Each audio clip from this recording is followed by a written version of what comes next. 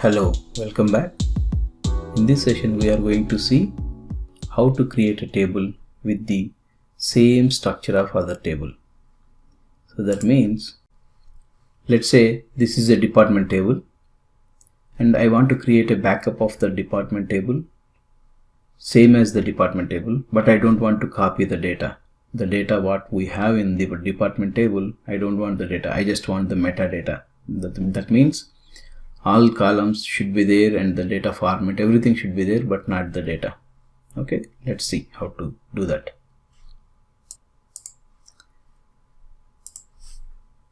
So let's see how the data looks like.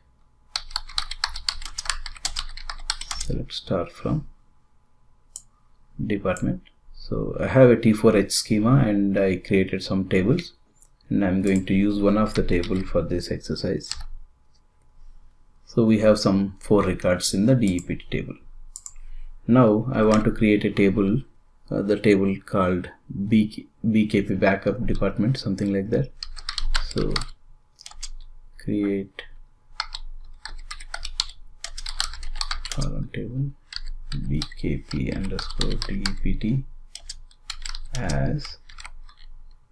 So if you attend my previous course on SAP HANA SQL, then already there are 2 ways we can create a table by using the reference method. That is, one is the subquery method and the second one is HANA way, right?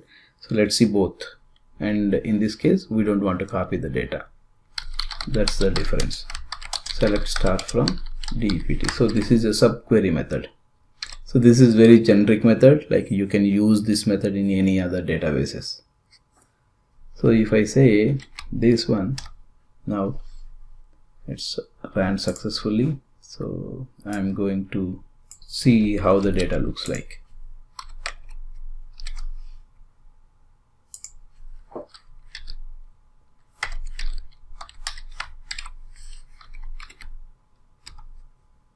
See, the BKP department table created, but it also copied the data.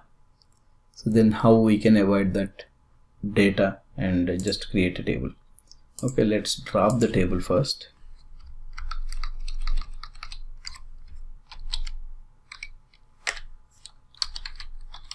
Drop table. So table is deleted.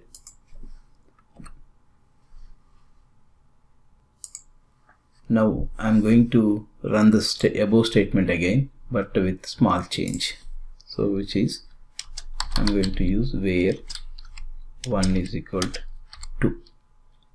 So that's the only change. We'll see what that funny word where 1 is equal to. Okay, so I created the table again, and if I see data, 0 records, but the table structure is department name, location, everything same, right? So let's understand in detail why this where 1 is equal to making this change. Okay, so for example, if I say select, we have data in this table, right? So we'll use this table to understand. So let's say select start from department. Generally we say where DEPT NO is equal to something 10. Okay, if I use the where condition, based on that where condition we got the data. So instead of where department number is equal to 10, if I say where 1 is equal to 1, I got all records. So that means it simply ignored what I mentioned in the where, right? But if I say where 1 is equal to 2, I got 0 records. So this 1 is equal to 1 or 1 is equal to, what it making is, it's simply making the statement as true or false. Whenever we run the select statement, first it will select all the data, then it will filter based on the where condition. When the where condition is true, it will return all records, and when the where condition is false, it will simply ignore all the records. So the most common use case, what I know at least, most of the developers, when they're developing complex logic, they go with some specific records available. Like in the development system, generally we don't have enough data, right? So in that case, what they do, they'll identify the available record and they wrote all those complex logics based on some where product number is called something like 78943, so something, right? So once the development is done and their unit testing is done, if they want to pass it to the testing team, then they should not use this where that particular product, right?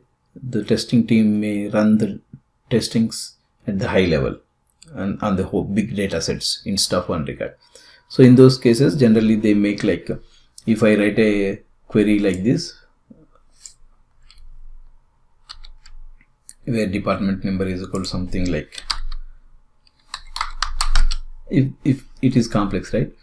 So if I write like this, then I simply put this comment, 1 is equal to, then comment out the department number. Then when testing completes and if the tester send the code back, like if there are some bugs, then it's easy for you to, as a developer, easy to bring it back to the old situation to continue further development, right? So that is the most common case I use. Okay, so that is the general method which will work in any database. So let's see the HANA way. So HANA way,